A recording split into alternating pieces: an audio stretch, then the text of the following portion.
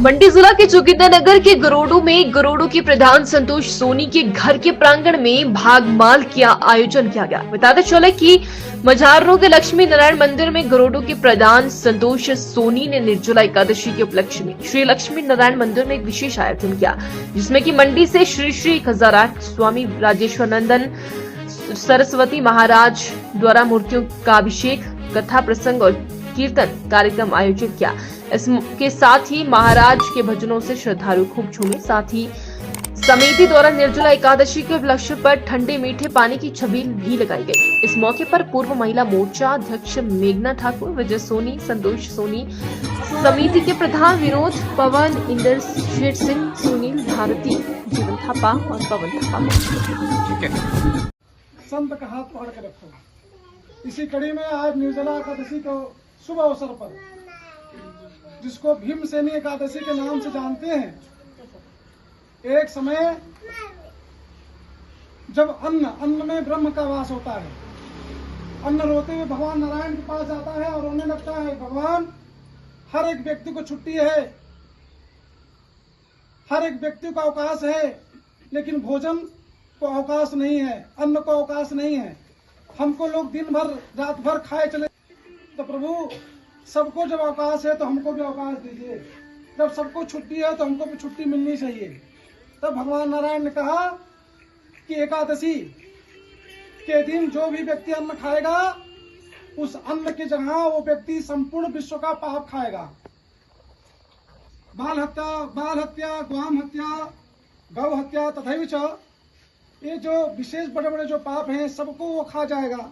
इसलिए एकादशी के दिन अन्न में पाप का वास होता है, इसलिए आपको एकादशी के दिन छुट्टी रहेगी। जो एकादशी को अन्न खाता है वो संपूर्ण विश्व का पाप खाता है।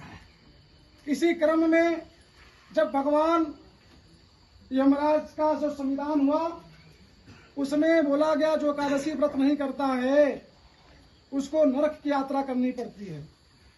तो पांडवों के द्वारा निर्मित यह भगवान लक्ष्मी नारायण का यह मंदिर आज पांडवों में एक भाई भीमसेन के नाम से आज की एकादशी को भीमसेनी एकादशी के नाम से जानते हैं।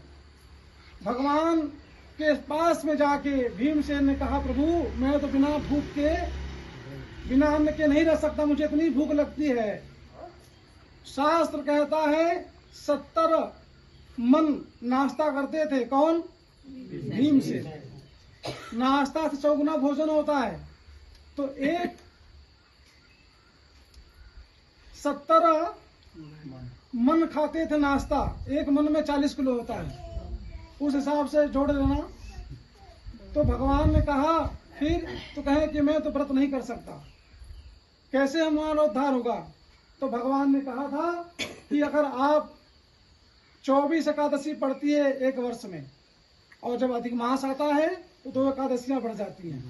इस प्रकार से 26 एकादशियों का जो व्रत न कर सके किन्हीं कारणवश, वैसे तो करना ही चाहिए, अगर व्यक्ति किन्हीं कारणवश न कर सके तो भीमसेनी एकादशी, जिसको निर्जला एकादशी के नाम से जानते हैं, अगर व्यक्ति उस दिन व्रत करे निर्जल अवस्था में रह के, तो संपूर्ण एकादशियों का फल प्राप्त होता है। इसी कड़ी में भगवान यहाँ लक्ष्मी नारायण जी का मंदिर, जो पांडवों के समय का यह भगवान यहाँ विराजमान है। इसी क्रम में भीमसेनी एकादशी के दिन भगवान का षोडशोपचार पंचोपचार पूजन, तुलसी अर्चन, सहस्त्रार्चन द्वारा भगवान का पूजन अर्चन करने के बाद में संपूर्ण राष्ट्र, संपूर्ण विश्व क्षेत्र के लिए कामना किया गया। सब प्रसन्नचित्त रहें, सबका आनंद हो, सब लोग मंगलमय रहे। इसी कामना के साथ में बोले लक्ष्मी नारायण भगवान की जय। नमः पार्वती पते।